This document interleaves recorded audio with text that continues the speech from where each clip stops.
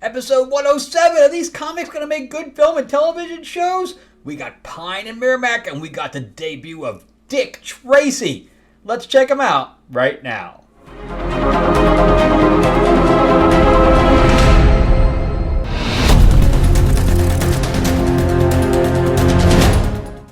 How we doing, everybody? Welcome back to the channel. I'm so excited to talk to you about these comics as we rant about movies and television shows and comics on this channel. I am your host, Frank Zanca. I am an award-winning screenwriter, novelist, and comic book writer. And soon to be back on set. I will be second ADing after the first one, and then I will be back to line producing in June. So we got a bunch of stuff happening. I'm really excited to get back on set anyway. But so my channel here will be suffering as I will be working 15, 16 hours a day and I'll be out of town. So I will not be recording anything outside of anything that I just do on set. So stay tuned for my comeback, I guess in a couple of months. I don't know. I'll try to put some stuff up, but it won't be anything review-wise. I don't think I'll have any chance to go to the movies or anything like that. So it is what it is. Gotta work. I'm excited to get back to work because it's been, like 8 months. So anyway, we'll jump into this real quick. But before we do, remember to give me a like, give me a subscribe, or ring that bell. And also, if you are a fan of classic monsters or Mark Spears or card games, we are releasing Mythlords on the 20th of this month. I will still be out of town and we'll be doing a live stream. I know we'll be doing a live stream on the day of the release. So this is a deck builder out of control, and Mark Spears does cover art for comics. He's did Near Before Zod, he's done Power Rangers, he's done Spawn, etc. So we'll talk about this a little bit at the end, but if you're interested in more information, we haven't launched yet, obviously. The description below has the link so you can sign up and see some more information and stuff like that. But anyway, let's jump into these comics. So I'm just doing 2 this time because there's only 2 I have left, and before Wednesday, and Wednesday I fly out. So this is pretty much it. So this is Pine and Merrimack by Kyle Starks. This is issue number 4. So this is about a detective couple, and whenever the female, I forgot her name, and whenever she was a detective / cop at the time, and she whenever she goes to a death scene or whatever else, she just pukes. So no matter how many times she goes or gets used to it or whatever, she still pukes at a dead body. And also her sister at one time, which we haven't heard again since, was abducted or something to that effect. So anyway, I don't really know what's going on with that. Hopefully it'll kind of swing back to that. But there has been no even mention of it since like the first issue. And now we're on the end of 4, going into 5. So I don't really know how this is all tying together, but they found girls that were also abducted, and I think that's why she took the case, because it's not normally a case that she normally does, and they ended up into a trafficking cult where people actually look like cultists, and not only traffic, but then they sacrifice the girls. So that's what's going on, and the husband was like a former wrestler or whatever, MMA fighter, so he's the muscle and she's the brains, etc. So they did almost a Eyes Wide Shut thing here where they're in the mask and the garb and stuff like that, and they've infiltrated this thing to try to stop this other girl from getting killed. And they've already escaped the island. So they've already done that, and now they're about to escape again. So we are getting a little bit repetitive here. I wish there was more. But yeah, so they're like, we can't take our masks off because it's against the rules. So they try to sneak out, and the guard said, "Oh, what are you guys doing?" "Oh, they said we can leave." "Okay, have a good night, guys." And then they like get them. They're like, "Oh, we're so good at our jobs." And I think they just took a picture of that house and drew over it because there's a lot of detail to that house. They're running again. We're doing the escape thing. We're going over a fence, and he throws her over the fence. And then he gets smacked, and the guy's like, "I probably shouldn't have done that." And he kicks their asses. And then he jumps over the fence, and the guy's like, I can't believe a guy that big could jump that high, but he did. And so they escape. And then they go see their friend. And, oh, that's right. They end up into a furries convention. This is the second mention of a furries convention. I'm really kind of over it by now. But anyway, they escape, and somebody recognizes him. And as they go out and said, hey, did you recognize that guy? He's like, yeah, that's what's his face, and blah, blah, blah. And now they know exactly who they are, so they can just find them. So what does he say exactly? So you know that guy? Yeah, that's Parker Kent, etc. So, yeah. And I guess they had done a job for him at a time or whatever. One of the furries, of course. So now they go see their friend who has a military supply shop who really doesn't have any weapons. So, of course, they know that they're looking for them. So they, yeah.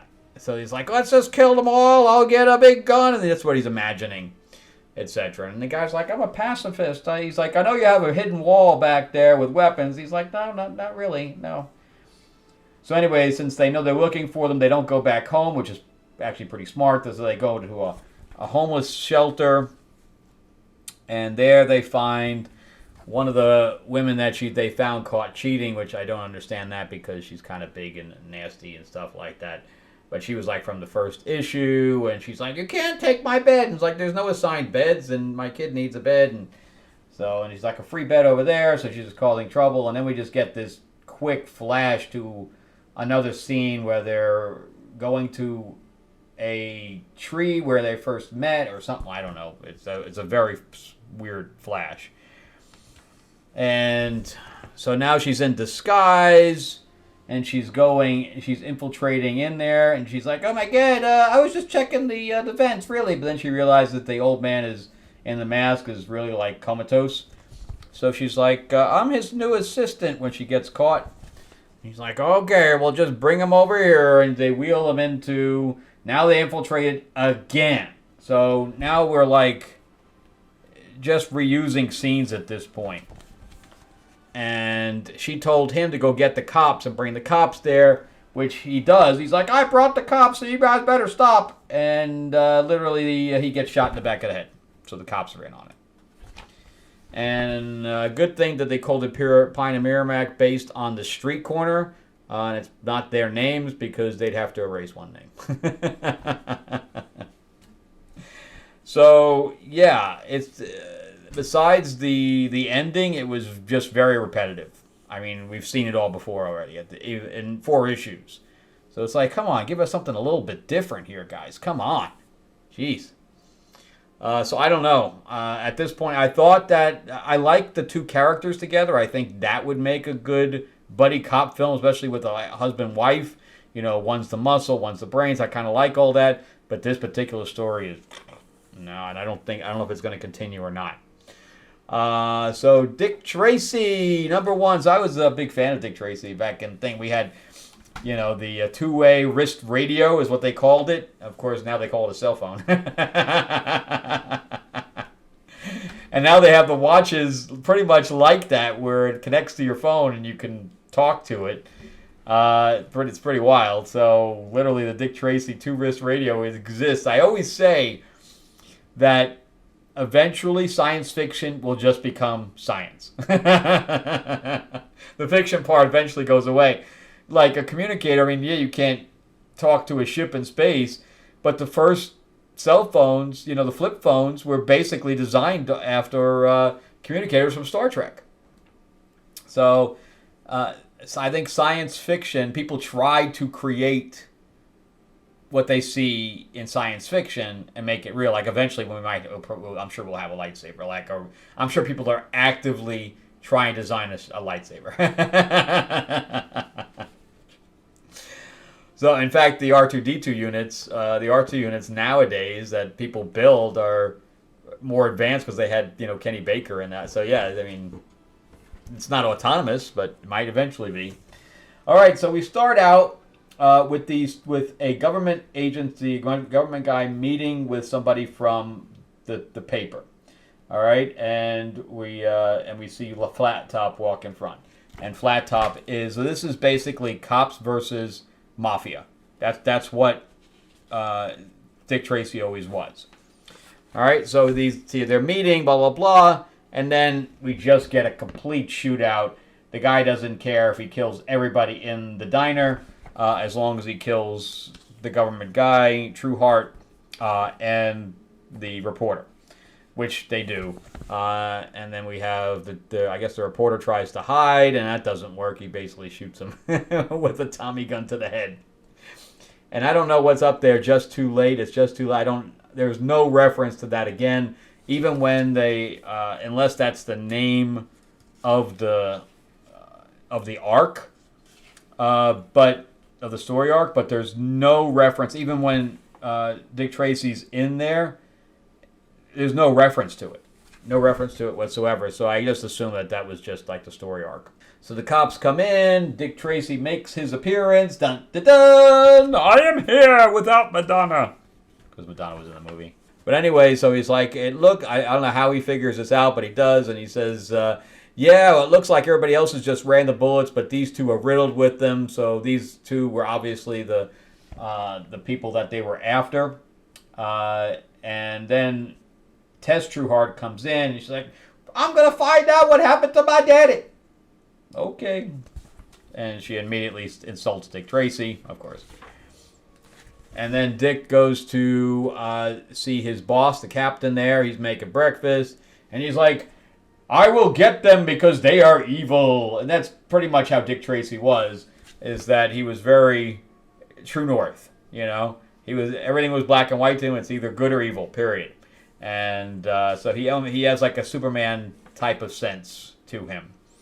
And he's like, yeah, that's great, man, but, we do have other people on the force. He's like, no, I will do it. Okay. That's not exactly what he's like, but that's how I pictured it. So meanwhile, Tess Trueheart's in her dad's pretty much mundane Spartan office. Not a whole lot of stuff in there, because the guy didn't want to draw it, I guess. But anyway, she finds a secret compartment inside the drawer, and she's like, what's in there? But anyway, she ends up finding a binder or a notebook, because I think this thing still takes place in the the 50s or 40s or whatever it may be. So no cell phones or anything. But she finds that, and she finds the meeting. But before she can get any further into looking, the guys show up, I guess, to ransack the office, and she's in there, and she has the letter opener, which she uses to stab the guy, and she must be really fast to get out of there, because she's instantly out the door and in a taxi before they even get out of the building. It's like, wow, you are fast, Tess, man. Woof. Yeah, so we got the 40s, early 50s cars, and somehow, she says, she says at the end, when she's in the taxi, she says, take me to Dick Tracy, to the thing. So she meets with Dick Tracy, and of course, he brings her in the car, and this is very heroic. He says, get behind me, no matter what, you stay behind me. And he mentions it more than once. So he's willing to take a bullet for her, which I think is really kind of cool. And they go to see a guy named Mumbles who's trying to get out, and of course nobody can understand him. And she's like, "Do you understand him?" And he's like, "No, nobody understands him. We're going to take him back to the station anyway, and then he can write down whatever." So as they're taking him out, Flat Top shows up with a Tommy gun and is about to kill them. They get out of the way just in time, and he's like, "I'll lay down fire, but you guys run." Again, very heroic. I love it. So he ends up shooting the fire hydrant, which sprays Flat Top and allows the other guys to get out. They get in the car, they zoom away, and Flat Top has to go report to his boss and say that he failed to kill Mumbles. And I don't know who this is. I'm not familiar enough to know who the big boss is. But yeah, really good stuff, man. I was in it. I think a lot of it's very convenient. There isn't a whole lot of an actual murder mystery because we know who the murderer is. But I do like the cops and robbers situation here, or cop assassin in this case. And I think it's a good start. And Dick Tracy has a very iconic look, and he's a very iconic character. And I'd love to see him back, especially like a darker Dick Tracy, like kind of what this is. I think that would work really well because the movie, the Madonna Warren Beatty film, was very cartoonish. But if they gave it a little bit more of a realistic thing where he just kind of stands out in the yellow, I think that would really work. So I'm going to say yes to this so far, and unless it completely goes off the rails like Blade did, I'm going to say yes at this point. Look, it's pretty good. And Pine and Merrimack, I like the characters, but the story is gone into the trash, man. Gone into the trash. All right, well, maybe I should just two of them from now on because that was pretty fast. All right, so thank you guys for watching so much. I really appreciate it. Remember to give me that like and that subscribe. Again, I really appreciate it. Ring that bell, ding ding, to get notified of the videos I'm going to end up putting up on set when I'm on set. I'll do as much as I can just to do some content every day. And remember that we have Mythlords going to be releasing at the end of the month. Again, the description below has the link to it, so click that link and just sign up and say, yes, I want to get notified when we launch, because I have a specific card that if you pledge within the first 36 hours, you get an exclusive card that you're not going to be able to get anywhere else. All right. So, and also we have the Mythlords Dark Wizard of Oz expansion, where you can play as Dorothy, Wicked Witch, and then Tin Man, Scarecrow, Cowardly Lion, where the main box you're playing as Upside Down, Dracula, Frankenstein, Wolfman, etc. So all of the classic monsters in there, Mummy, Bride of Frankenstein, and you'll be able to add weapons and vehicles, etc. to them. Lots of fun. All right, so check that out, and I will see you guys on my next video. Thank you guys so much for watching. Check out some other videos as well that'll pop up on the side here, and you guys have an awesome day. All right, bye-bye.